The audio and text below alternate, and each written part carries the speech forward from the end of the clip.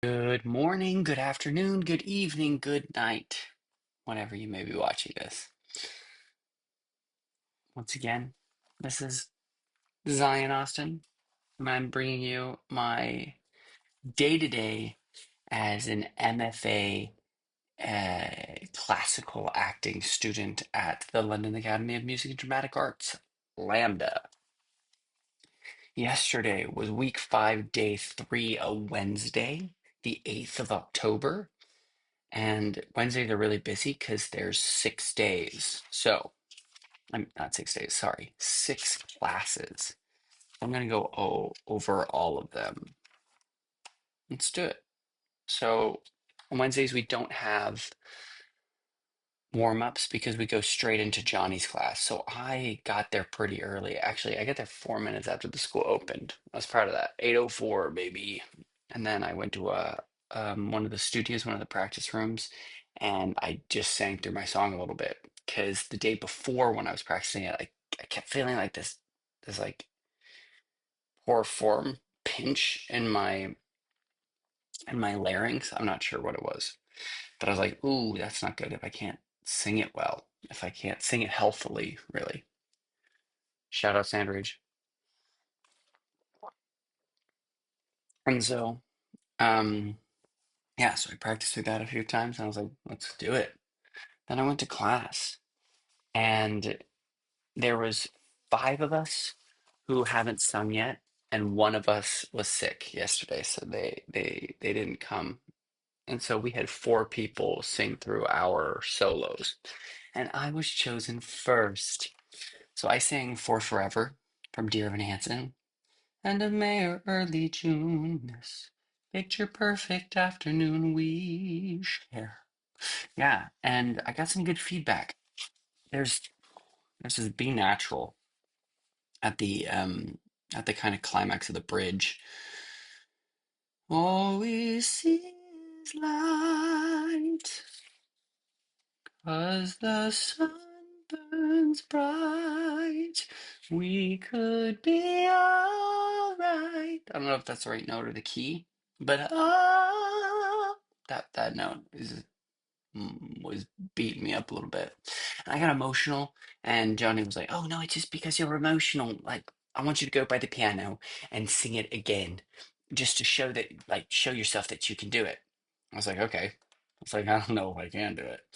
So then I did it, and Paul's advice was to push through to the next note. So instead of shooting for all right, get to right, sing through to that.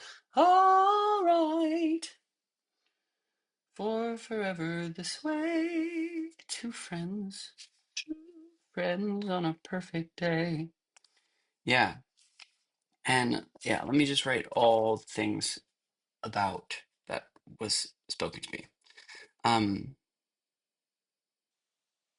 let the verse be a little more conversational. Paul was saying how it doesn't go a ton, and so like give it a little more push and a little more direction to it, just because an open that's framed with trees, we pick a spot and shoot the breeze like buddies do. I was acting, and so I was like, I'm trying to think this up because Evan doesn't know what to doesn't is like making up the story. Spoilers for the show if you haven't seen it, but he's making this up. And so it's on the spot. It's like,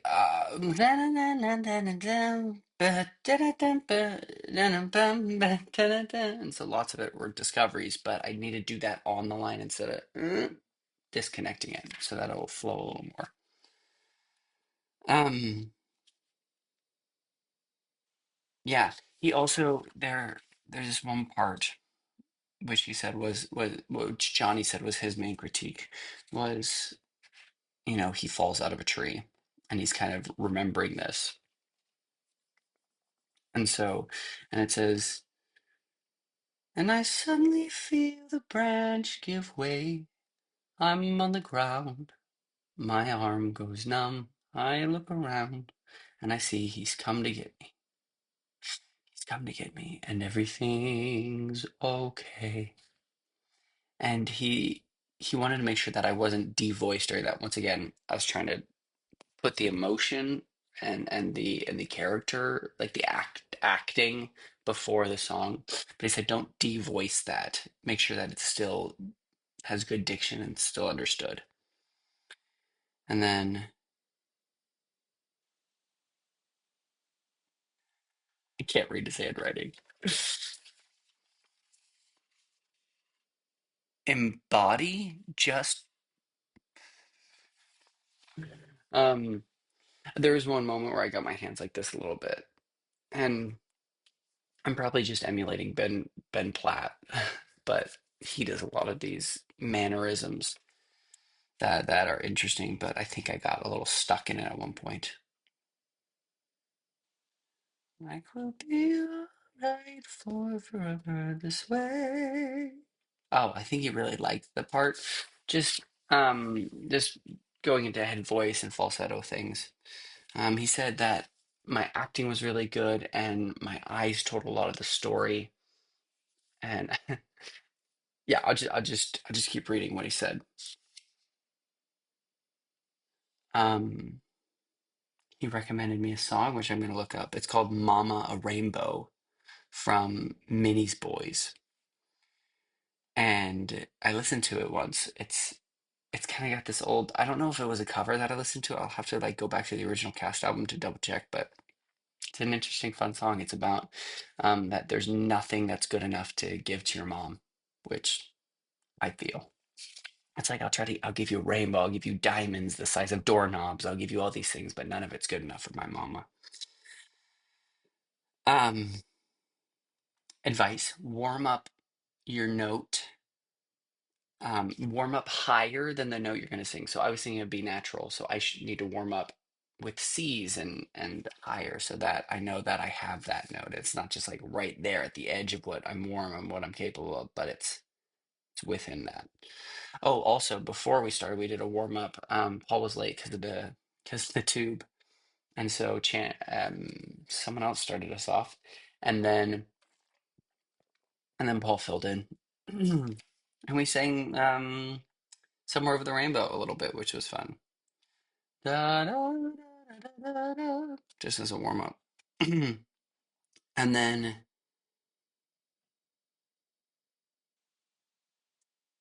"Stand by Your Man." I don't know what I meant by that.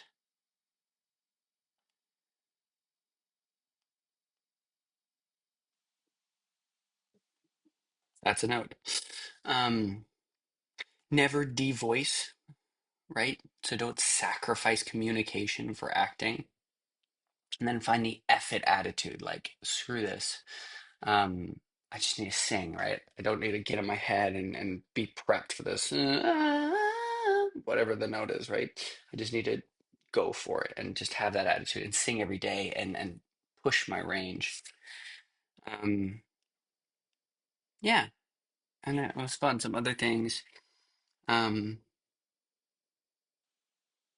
don't get stuck with my hands. I talked about that. Good eyes in the storytelling. Yeah, yeah, sing through it, shooting for the next one. Alright. And then the next guy sang this song called "So Long, Mama," and it's about um being in World War III, I guess, and going to drop bombs, and it's like this happy dun dun dun dun dun, dun. So long, Mom, I'm off to drop the bombs kind of a thing. And it's satirical and it's making fun of like um, military propaganda, and it was hilarious. And the guy who did it just was having a ball with it, and Johnny loved it. And so he was like, "Oh, you got to make this like a vaudeville thing," and like, bah, bah, bah, dun, dun, dun. And then there's this moment where he like checks his watch, and then he crosses down, and he's talking about like that the war will be over in like an hour and a half because everyone's gonna die. And so Johnny loved that moment. He's like, "Oh, you really got milk it." And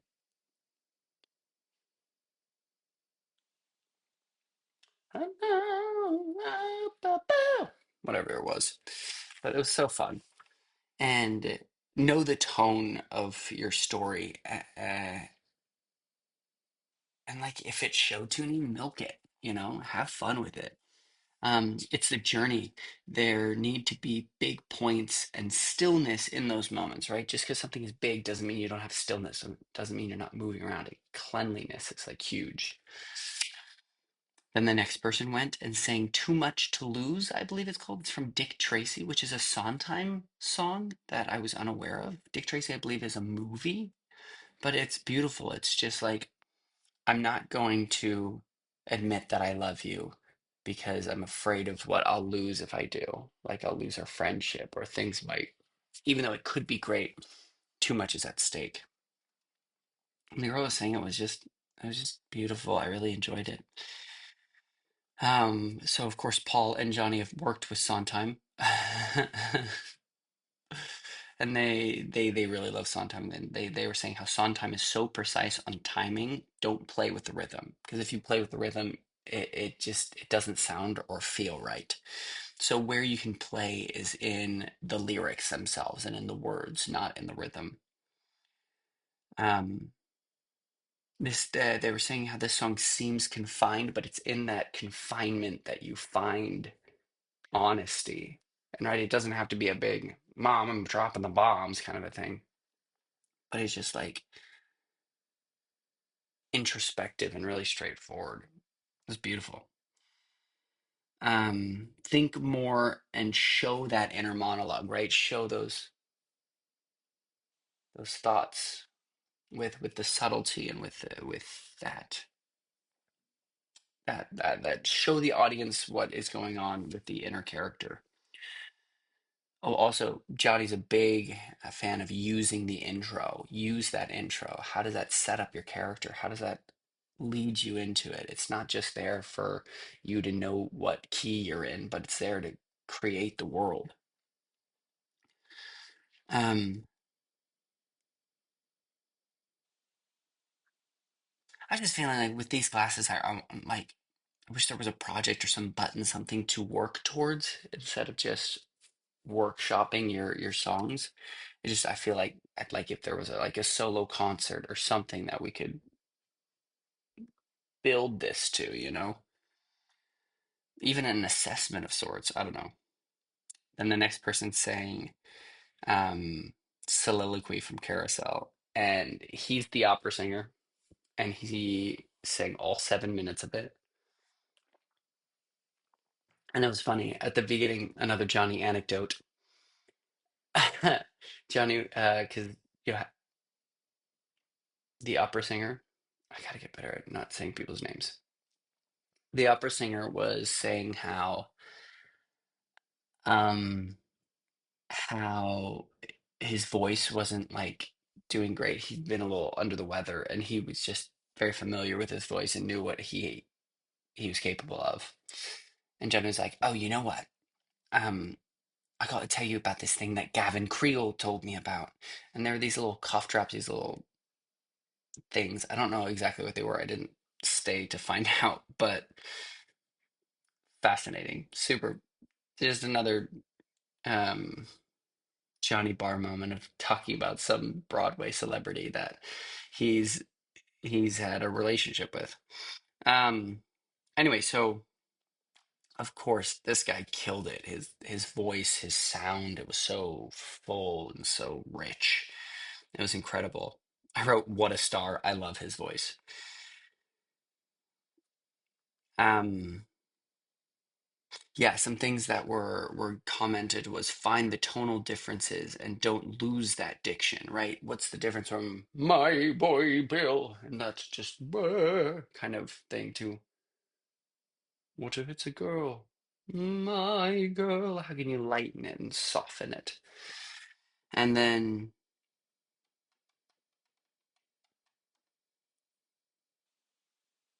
oh yeah, we talked about um oh just a final thought with soliloquy is it was just beautiful.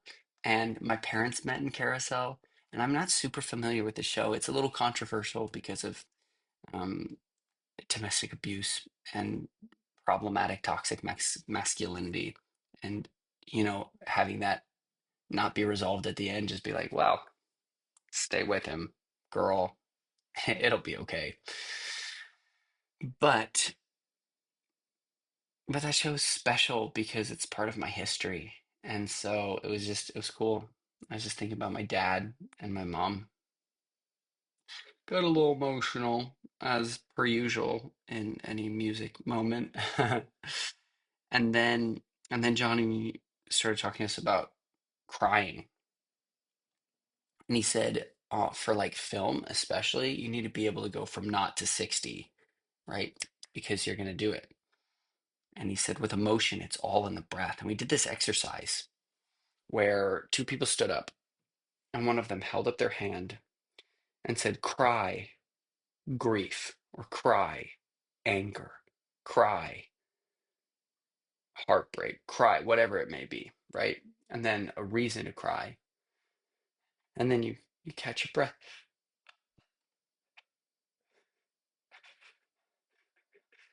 And then you hold the hand and you try to say something. It's really weird doing it like just on camera. But it gives you this physical anchor, I think, and this connection to the breath to cry. And I don't know how successful it was. Johnny was able to cry, but it was funny. He went around to each person. He's like, "Can you cry on cue? Can you like cry on command?" And then nobody really could. So, like, I cry fairly easily in shows and in things, but just to like pull it out of nowhere is different. I need to attach it to something. So I guess this is an exercise to help attach that.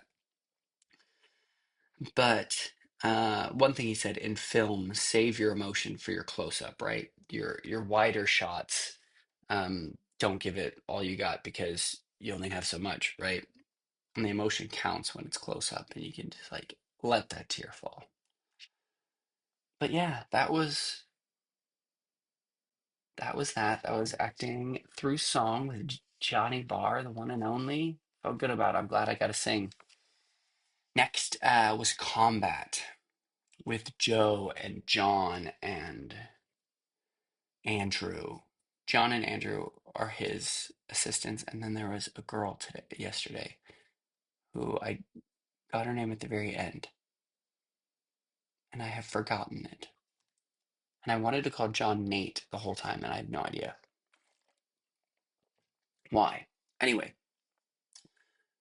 but so Andrew warmed us up. Um, let's get up. Let's see what I can remember.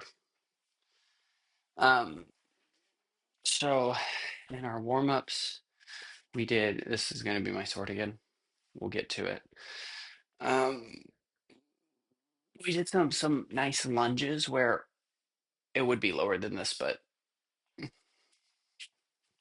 fine. Where we try to keep our head steady, it would be lower than this still. But we tried to keep our head steady. Or if we were like really low, like down here, how can you transition now while keeping your head steady? And then we did this stretch, a stretch where, um, oh yeah, I'm remembering it. Your knee wants to go over your toe, right?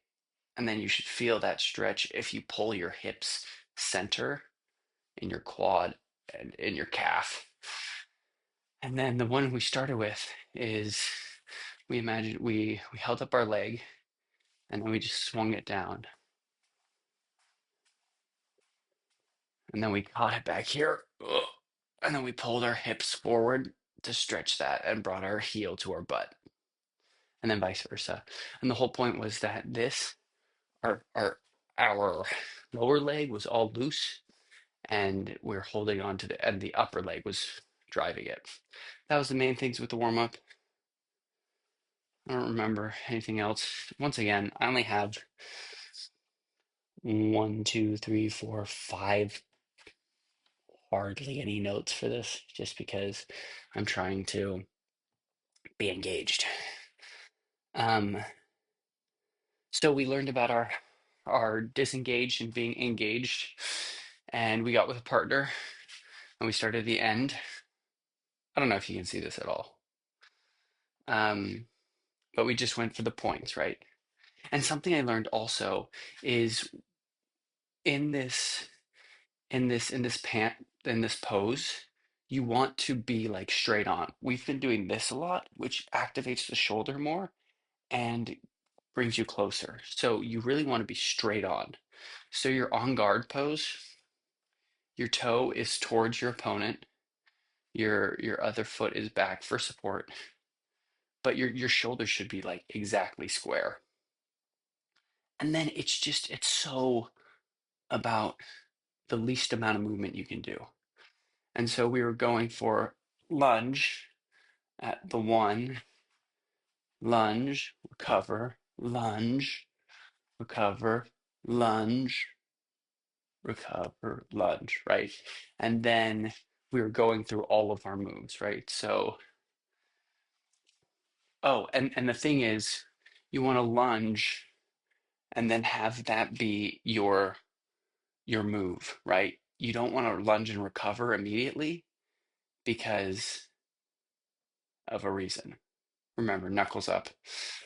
Um, and then when you are defending and you're parrying, it's important to one, remember lead by your back foot, like heel first, and then you recover immediately. So that one is different. You don't like go, well, because that'll throw you off. So you go back and you drag your right foot by your heel, your front foot,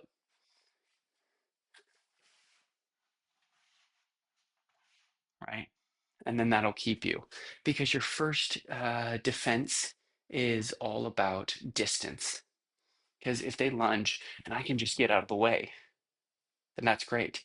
And then in that process, I can see how I need to block, right? Those are the 8. Check them. And so we practiced that and then just going through the whole thing and then just did drills of that, which was good. And then we learned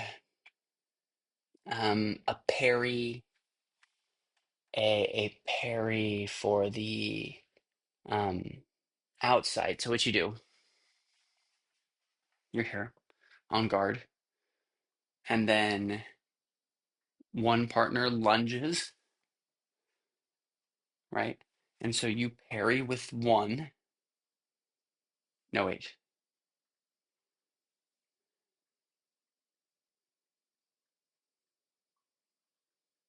No, you parry with, well, we parried with two first. So you parry with two for this one because this is going to be an outside line lunge. Remember, there's your center line, and that's what you're constantly defending. You want your tip of your blade there because if they gain the center line, you're dead. So you parry, they go for what? Right hip. So they go for right hip lunge, right? Lunge. And then um you block and then you step out at a 45-degree angle in a big lunge, and then you come down on like their kidney. So it'd be like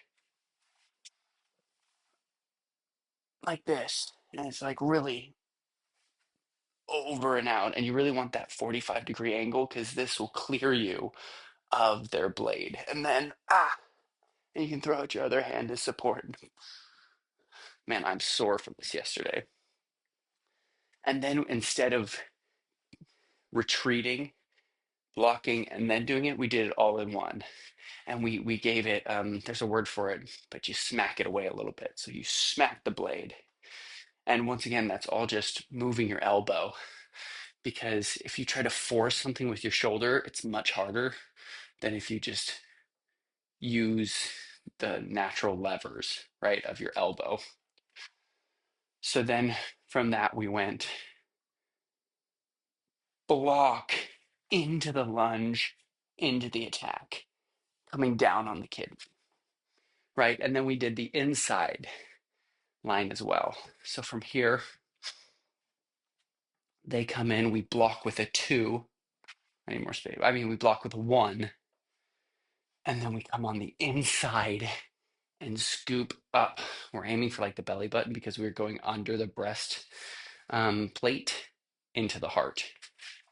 And so we go from here, defend up, but then you would go at a more of a 45. So defend up.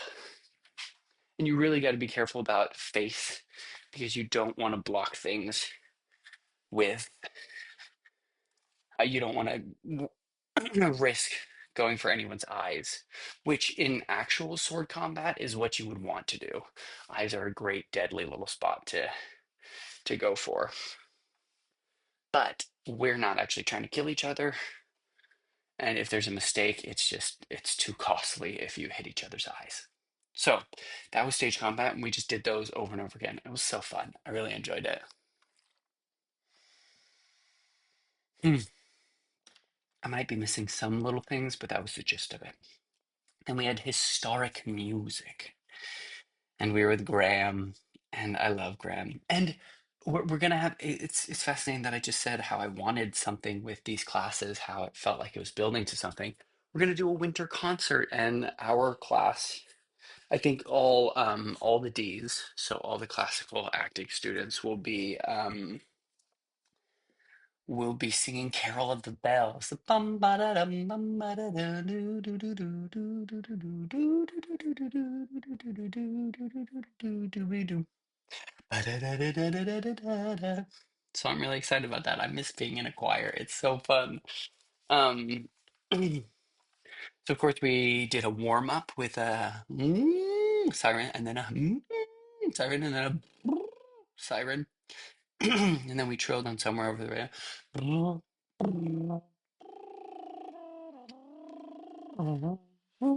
It's so hard to do, but I'm trying to not be very loud.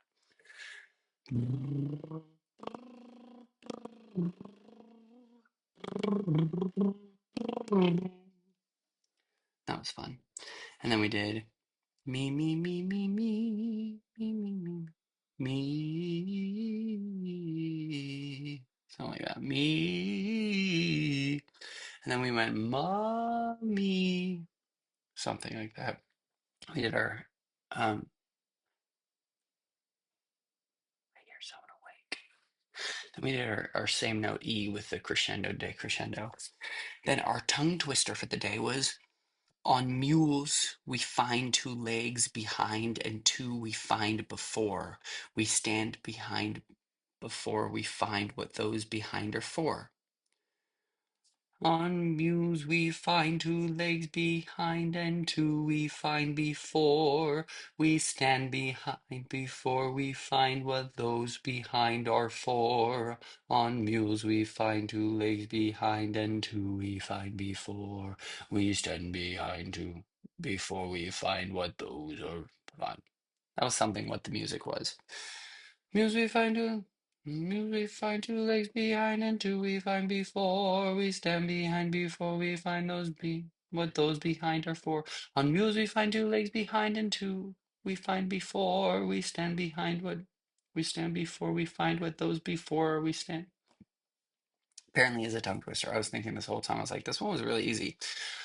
On mules we find 2 legs behind and 2 we find before. We stand behind before we find what those behind are for. On mules we find.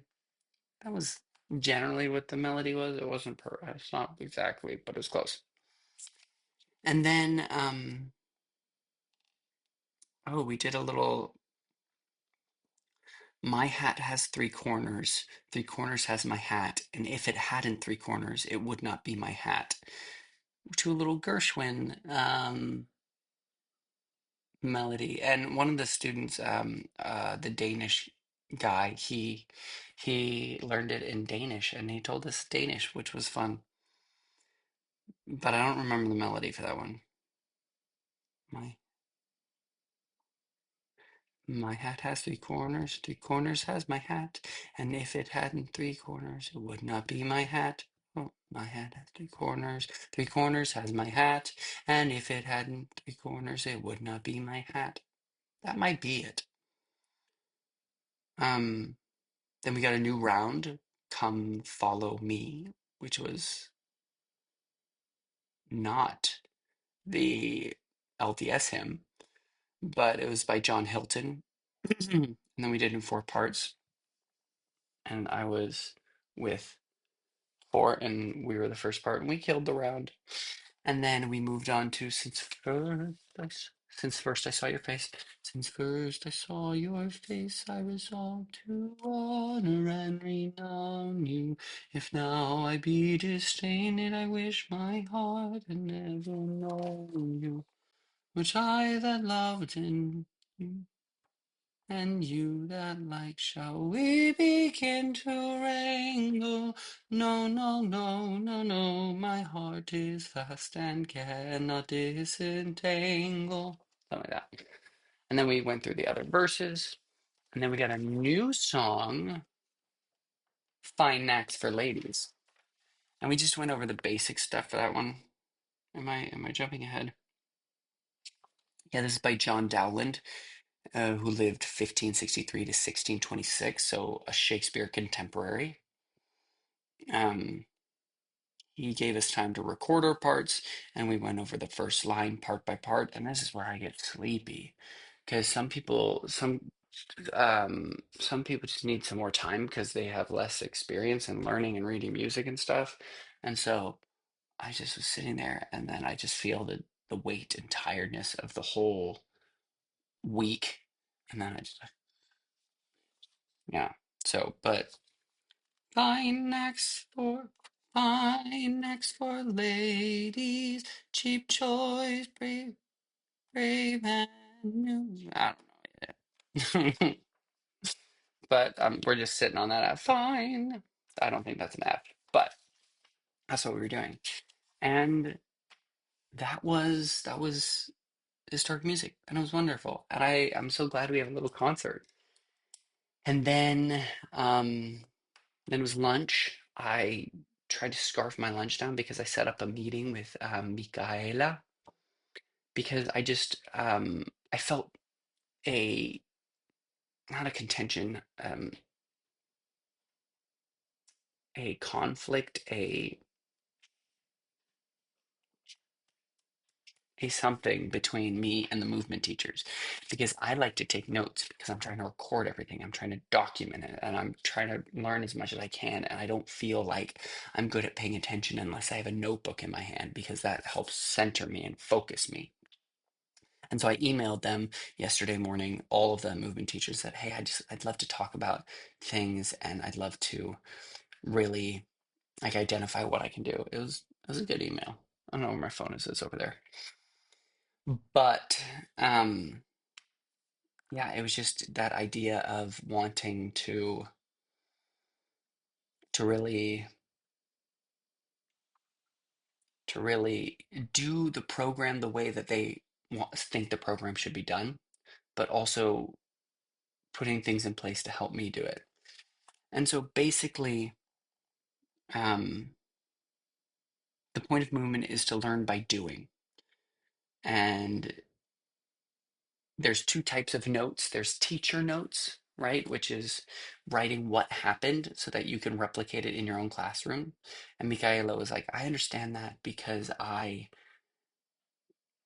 have been a teacher, and I wanted to take notes and understand what activities and exercises are being done. And the tutors can't give me like a bullet point or a play-by-play beforehand because it might change and they're busy and things are difficult.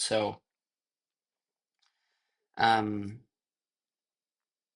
so I'm going to just try it their way. I'm not going to have my notebook out at all during movement classes and see how it goes. I'm going to do it for 2 weeks um, after a break, and then we're going to check in and see how it goes. And after each class, I'll write down what I remember.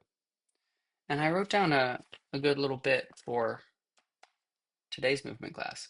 Anyway, I was rushing to get my food and everything. And then we had artistic development, and I loved it. It was a lecture. I'm just a big old nerd, and I love lectures. Ollie was Ollie would be upset if I called it a lecture. He was like, "It's not a lecture," um, because it was a presentation, let's say, but it was about the context of Shakespeare, and we went through like lots of different things. I didn't write down everything because one, the slides um, are going to be available, and I don't think it would have been super effective for me just to replicate the slides because this is one of those things where, funnily enough, I don't think the notes are as beneficial because the specific information isn't what I need. It's the general information so I can understand the context. But these are some things that I wrote. So this is the context of Shakespeare and the world around him, specifically, mostly the European world, because that's the one that was directly influencing him. But from 1564, when he was born, to 1616, when he died. So this is just a taste, and it's not all encompassing, right? Shakespeare was born 1564, and he died 1616. In 1609, his sonnets are published. And the truth is, we really don't know a lot about Shakespeare. We have his plays in the first folio, but that was published after he died. We have his sonnets that was published during his life. And then we have like some journals from people that talk about him, but there's like a 7 year period when we have no idea what he was doing before he appeared in London. And then mostly it's like public records, like the death of a child, um when he was baptized, we don't even know the exact date he was born. We just know his when he was christened and when he was baptized, as an infant. And so, wild. um Yeah, so it's mostly record, and so there's so much like speculation, and that's why so many people are like, "Oh, well, maybe he wasn't Shakespeare." And Ollie's take on that is that he believes that there was some person named Shakespeare that wrote all these plays, but whoever is that is is an interesting question because we just don't really know who he is. And I'm inclined to believe the same. I think Shakespeare wrote his stuff. People say that he wouldn't have been educated enough, but he had a basic education, and who's to say he could have just talked to people and learned certain things? But yeah. So continuing, um, pearl is symbolic of virginity. I wrote that down because I didn't know it. But we saw this portrait card called the Armada of Elizabeth the First, and she was like the Virgin Queen, and she had um all of these like she had pearls all over her, um and she had this huge ruff, and that was showing her not as a person or as a human woman, but as this symbol of purity and English might. um there is a huge religious component about Shakespeare, and especially England at the time, because there is Catholicism versus Protestantism. And Protestantism began with a Catholic, Martin Luther, not King, but Martin Luther, who was a German Catholic monk. I'm not sure exactly, a deacon maybe. Um, but as he was seeing things being done, especially indulgences being sold, and an indulgence is something that you buy to spend less time in purgatory. And purgatory is the period between earth and heaven, because no unclean thing can stand before God. And so in purgatory, your sins are purged. And so you're going to be there a long time unless you give money to the church and you shorten your time in purgatory. And so And so you can also buy these on behalf of other people. Like, oh, my cousin died and I want to give all my money so that he spends less time in purgatory. And Martin Luther looked at this, he's like, this is exploitative, this is bad. And then he published his 54-point thesis. I can't remember the exact number, but which it's a myth that he hammered it onto the doors of the cathedral. That's not true. Bummer. But he published this and he spread it along. Yeah.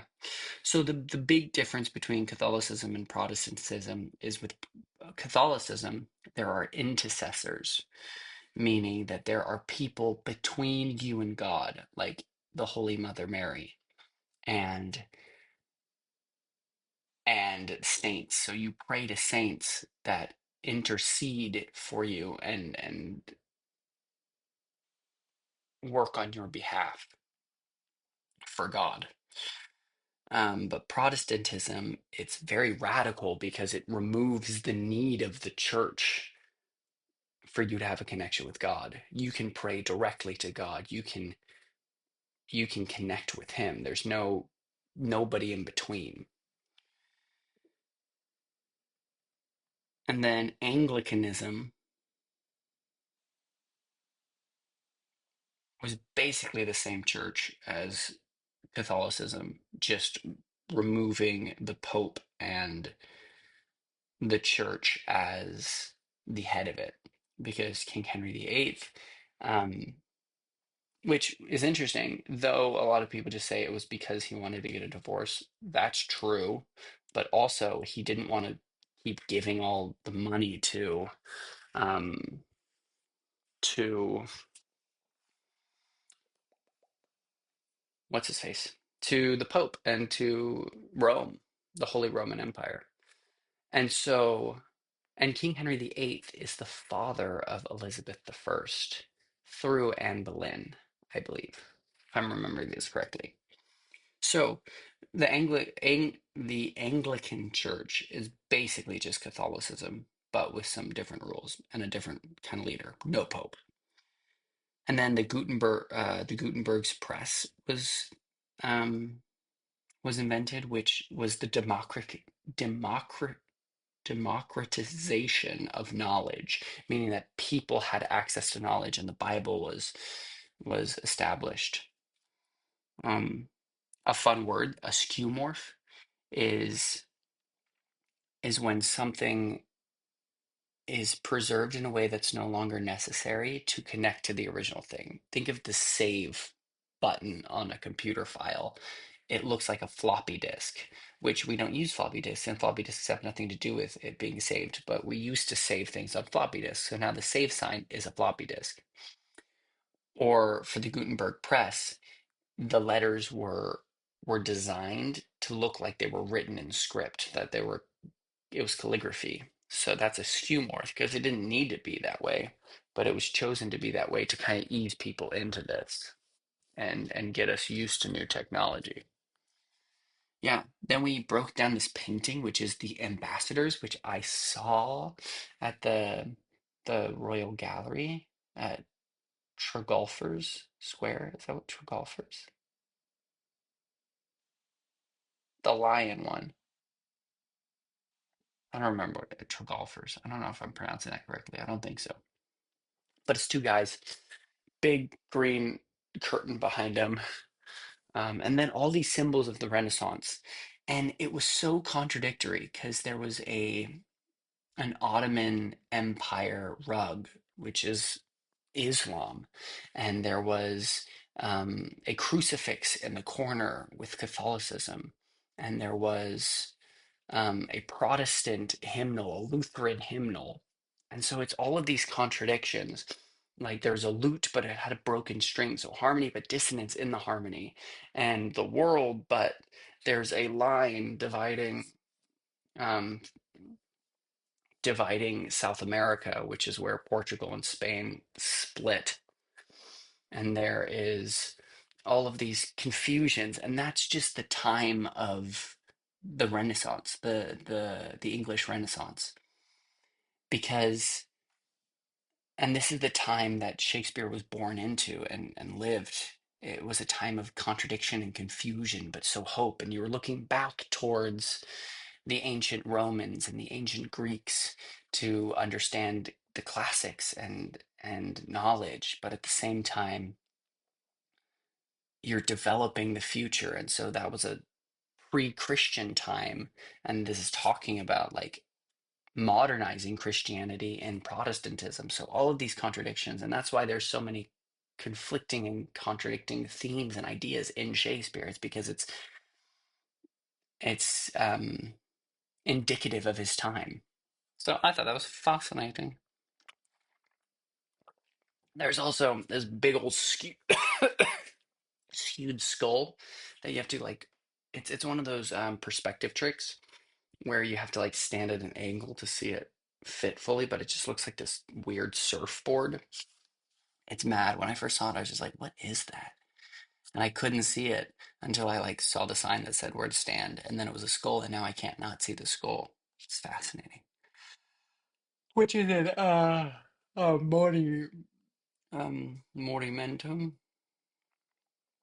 Morimentum, I think so.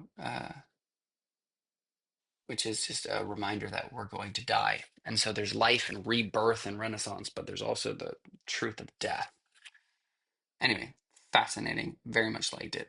Then movement. I got half a page from my memory. So let's see what I remember. Also, this video's going for a while, because it always does. Apologies, Jado. So, this is movement with Michaela, and I put my notebook away. I didn't write anything. I just wrote a little title. I had some space, and then I was like, I'll write afterwards. And okay, to be honest, I don't know if it was my attitude shift because I was like, I'm going to do this well and do this right.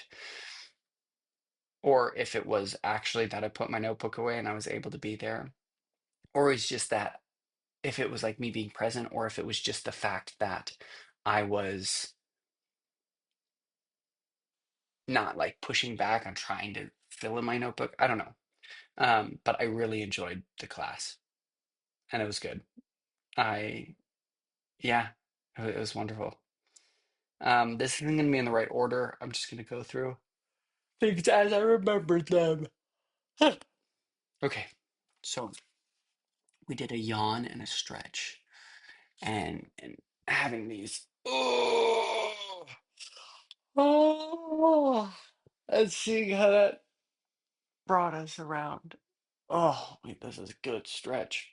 So we yawned and stretched, and then we walked, and we saw how that built us, and then we acted like it was a rubber band, and you're like, you're holding a rubber band, and then it brings you back, and you're like, whoa, there's the recoil of a rubber band, and then you slowly like regain yourself, right? And then we walked leading with our pelvis, so that it was active. It's not like wah, but we were just walking. And then we were acknowledging each other, getting into space. Oh, before all of this, so sorry. We were reviewing Sonnet 29 because that was what we had to do in George's class right after movement. And apparently some of the other classes weren't super well memorized. And so it was kind of a struggle. And I'll get to that point. But so a lot of us were reviewing it.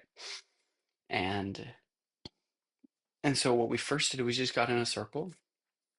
We started just saying the monologue all together.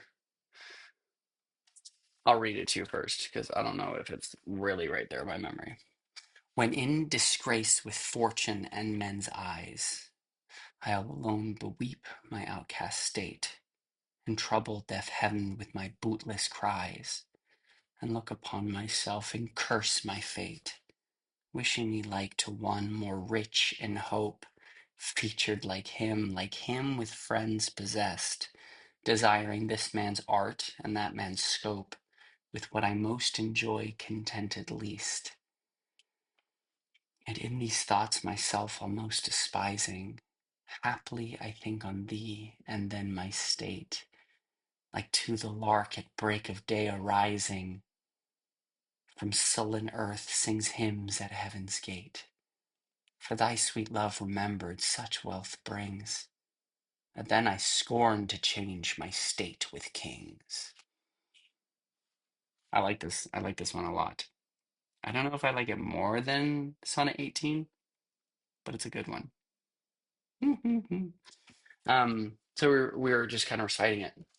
And then she was like, okay, so like how can we physicalize that? And so somebody would come in while one person was reciting it, and then you'd switch off who was reciting it, but one person at a time was going through the lines. And then we would come in and we'd visualize it like, oh, disgrace.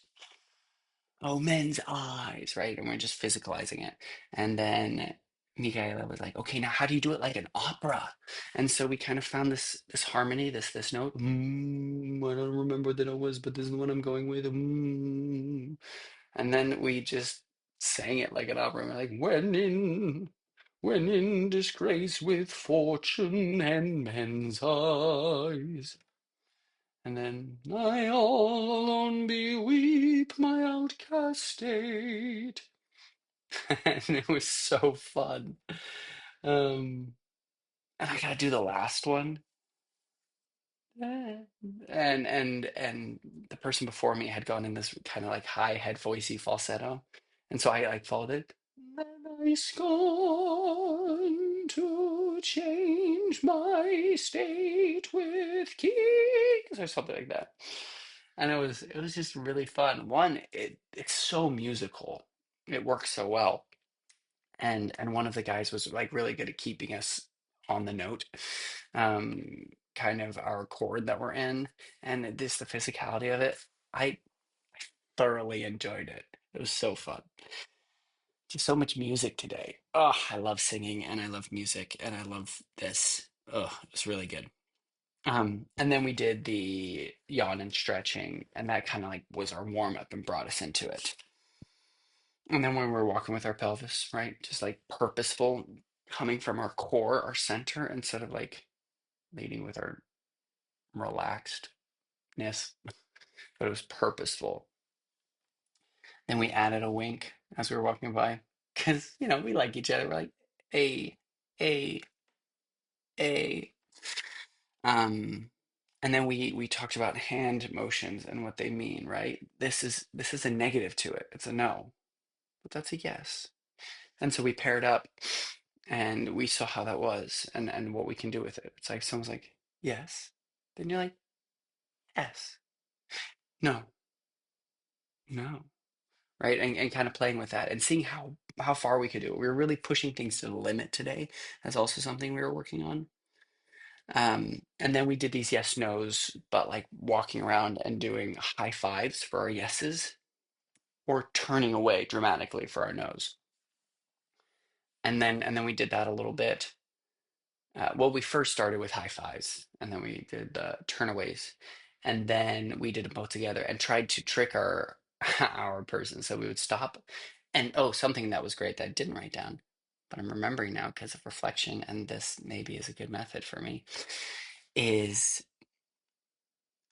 the importance of taking the moments. A lot of us would be like, oh, whoa, whoa, whoa, and just doing things.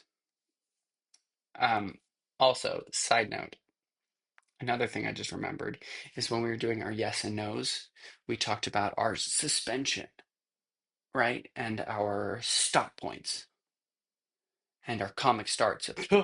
Right? You you scared me with your no. Ah, or you scared me with your yes. Right? Or just yes, right? So we practiced those again. And then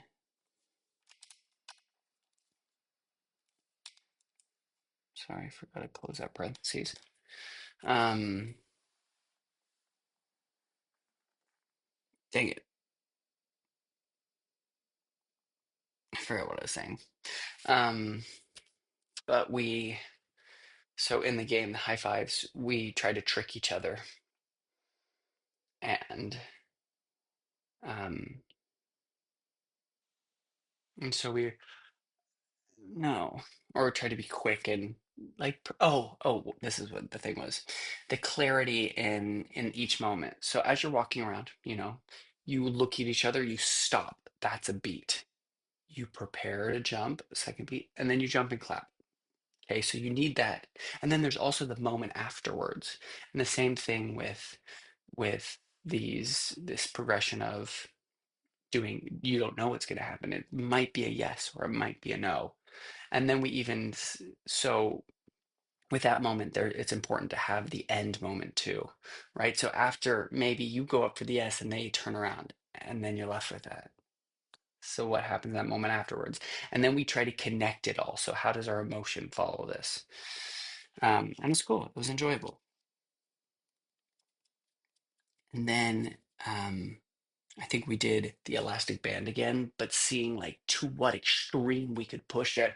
And then we're just like flailing around in that chaos eh, until she stopped us. And how far could and where does it take us? And we're just like whoa, whoa, whoa, whoa, whoa, finding the continuation and growth of chaos. Um, and then we played a game because there's everything's in games, and we got in partners.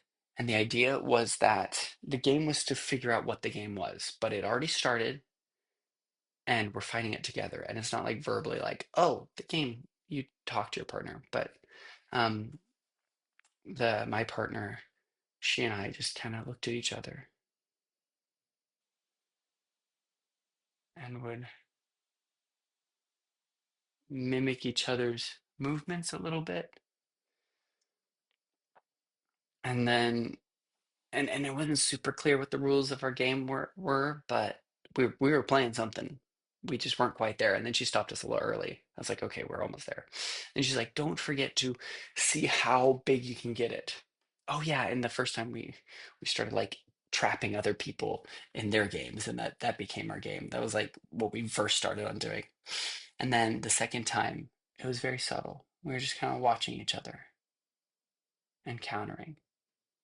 And then as it built, we would cross each other and like almost touch. And then it was this idea of this movement game where we would see how close we could get and what was doing it there. It was fun. It was undefined, but there was definitely a game there and there's definitely things.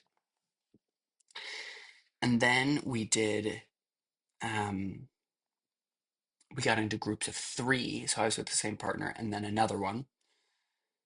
And the game was to try to control the audience's breath because that's really what we do in theater, right?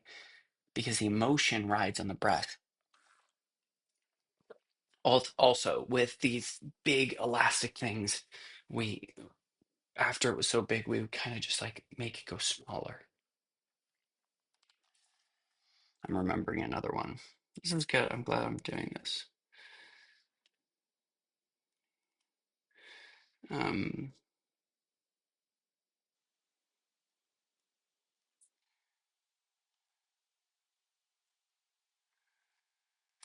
um, but we did this after we were calming down.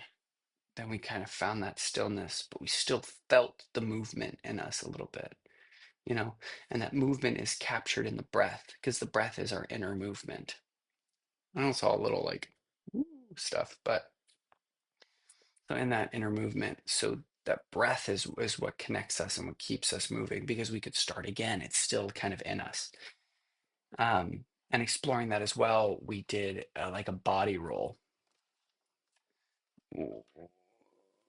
like so we did knees, pelvis, chest, head, knees, pelvis, chest, head. And then we saw how far we could get that. And once it gets so big, the movement gets bigger than your balance. And so you have to move, you know? And and so we were exploring that. And then when it comes back down slow again, you've been big, big, and you're finding that slowness, stillness, but you still feel it in you. And you could start it up again, you know? And so that was also kind of exploring that, building and then coming down slower and seeing the smallest degree of movement is the inner breath. And so as actors, our what we're capturing is we're trying to control the breath of an audience, because when they have emotion, it's carried on the breath. Laughter is it's breath. It's choppy breath. But it's exhaled. A sob is breath, and shock and emotion is captured. It's all on the breath, right? And so the idea was one of us was the performer. I started as the performer, and then the other two were the audience. And you tried to do things to control their breath. How can you extend and breathe with them and shock them, right? And then I went first, and then my first partner went. No, I think she actually went last. My new partner went second, and then my first partner went last. And it was just interesting to see, because the new partner, he was going for more of a comedic bit, and it worked. It was funny. And then she was going for shock and yeah. And we were just supposed to breathe normally as the audience and just see how our breath changed. And then we did a full like scene where most of the class was the audience, and we had two actors up there, and they were doing a cafe scene. It was a French cafe, and the idea is one actor would enter the scene and the other one's already there at the cafe, and then they slowly like build up this connection of just like saying hi. That's another thing we did, is we before this, it was right before this, we imagined a boat on the horizon, and we were saying goodbye, and it started here, and then it built, and then it overcame us, and then oh, we thought they can't see us, but then they came out again, and how is that connected with our feeling? Because feeling comes on the breath and in this movement, right? We don't want to force a feeling, but movement and breath create feelings, and that's how the feelings come. And so we had this idea of just like waving. Let me write this one too. um Waving at leaving, big to small, small to big. um and so yeah, so the two people in a cafe, one person comes in, and then like, and then it builds, and then at the end the person gets up and they go past that person and like embrace someone aside, and it's like, oh, I totally misread that. And so the first time, the first person entering, he's had experience with improv, and so he's trying to like put everything together, and was doing this whole little like scene. But in the busyness of what he was doing, he missed a lot of like the little signals the other guy was doing. And so he was asked to like bring it down a little bit. It's like focus just on the scene. And then he's like, okay. And then um he came in, and it was really funny. It built from just like hi to this, and then they started like waving with their feet, and then they were doing like the Jesus Adam picture, but like with their toes. And then he got up and like embraced someone else, and then the guy who had entered and misread the situation was just like, it was just so funny. It was so good. It was delightful. And that's what we did to end the class. And I think I can do this. I think I can wait to write my notes. Maybe I should think something through before I speak it, because I know that was a little jumbled, but hopefully that was good. Lastly, voice to text. Voice to text is great because I get to write down a lot. And so, once again, we were doing Sonnet 29. When in disgrace with fortune and men's eyes, I all alone beweep my outcast state, and trouble deaf heaven with my bootless cries, and look upon myself and curse my fate, wishing me like to one more rich in hope, featured like him with friends possessed, desiring this man's art and that man's scope. with what I most enjoy, contented least.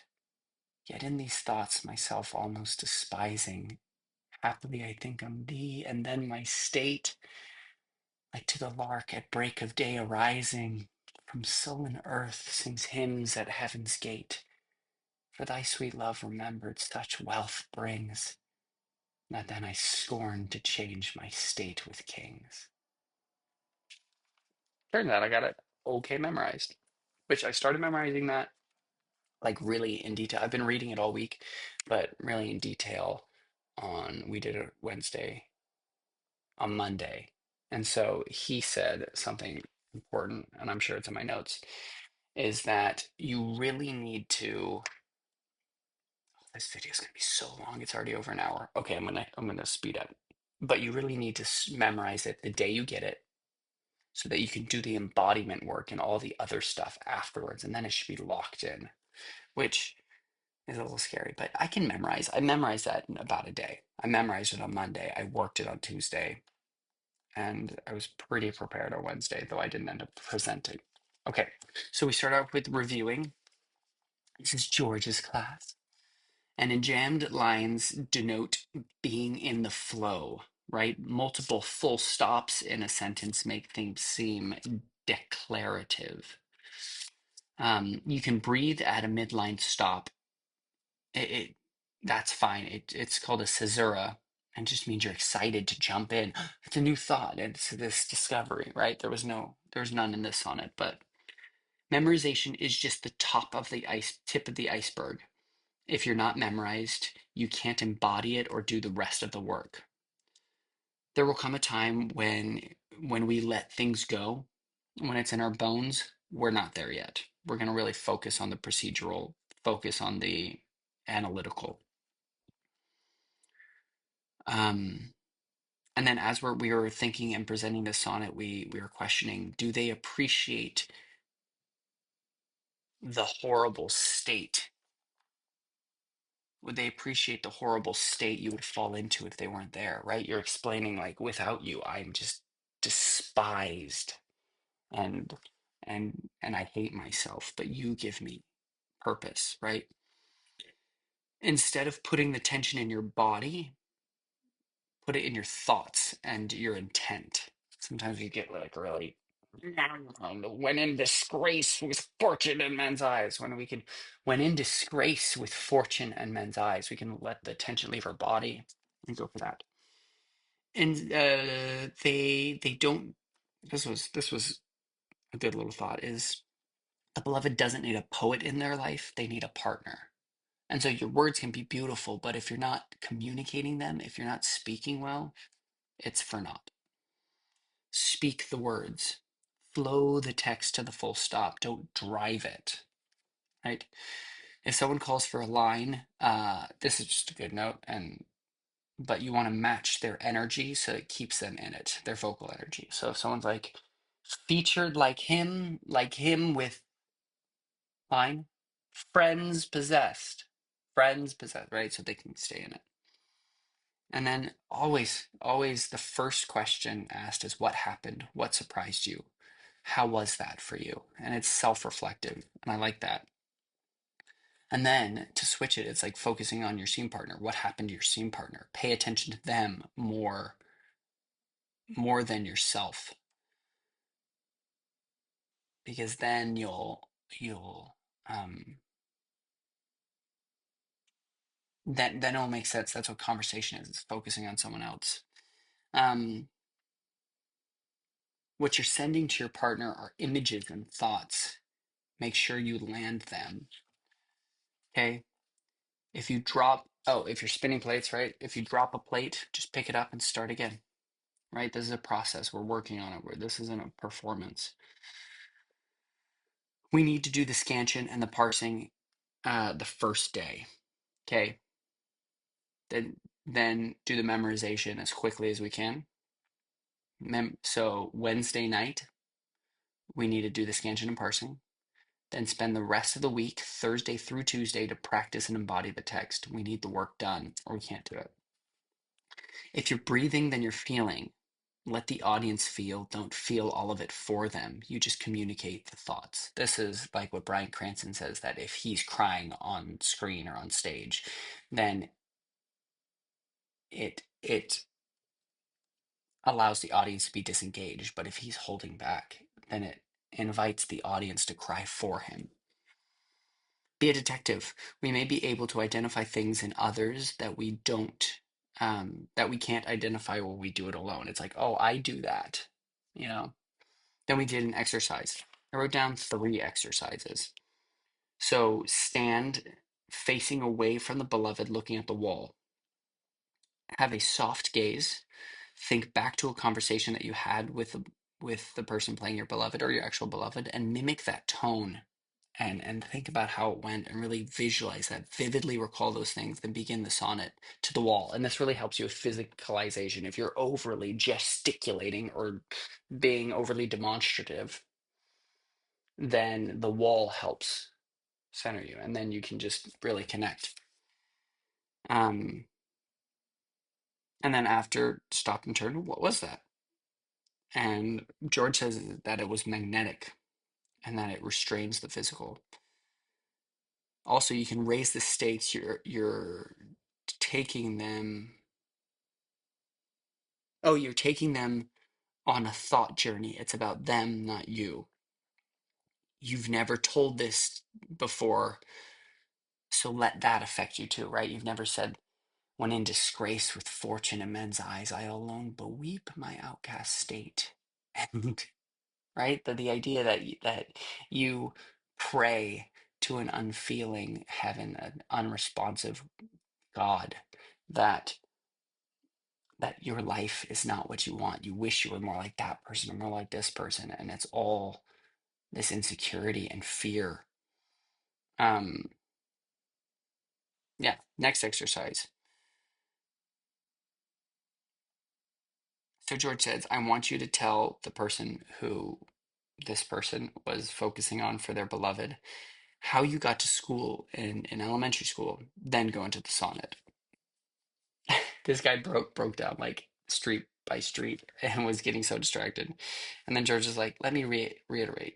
You could just say, sometimes I ride my bike, and sometimes I would drive. When in disgrace with fortune in men's eyes. My eyes look really blue. Anyway, distracted. Um, but that just helps it be more conversational, more plain. This is just about recognizing about recognizable human behavior. That's what all this is. We're just trying to replicate and connect with recognizable human behavior. Another exercise, the class stomps while the speaker spoke the sonnet, and this helped, and the beloved stayed neutral. But this stomping created noise that helped drown out the sounds in your head.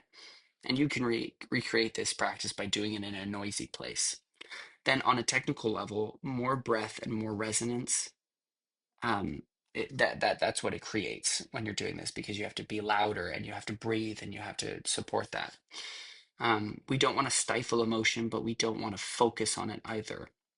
Always look at how to take it to the next level, how to amplify that. Our homework is to scansion, parsing, memorization, embodiment of a sonnet of our choosing. I won't be here next Wednesday, so George says that we can make something work. There will be um, observations and feedback, and everyone's going to go through it. What was new and what did we notice? Ask us these questions as we're going through this. Trust the words and do the work. Keep it simple, right? There's simplicity in it. Flow is also trust. Don't dumb it down for the audience. Trust them and trust your work, right? You don't have to indicate everything. Sometimes it can be a blessed release, right? Not to fight with someone. So there's not, one of the people was talking about conflict and how some things, there's always conflict. And he's like, sometimes you're just like delivering a message. And sometimes it's a blessed release, George says. Then don't let your directors see the work of establishing the relationship. We talked about like really taking them in and waiting for that moment to speak. So choices excite a director, right? Anyway, do that. Like, don't let the director see it in the sense that do your connection and all that work that would waste an director's time at home or with your scene partner or whatever aside, and then go into it. So choices excite a director. They may not like the ones you do, but if you do something, they can be like, "Oh, this person can make choices. What if?" And then you get into something great. And that was the day. And I apologize that this is an hour and 15 minutes, but I love you. I hope all is going well. And I'll see you in the next one. Bye.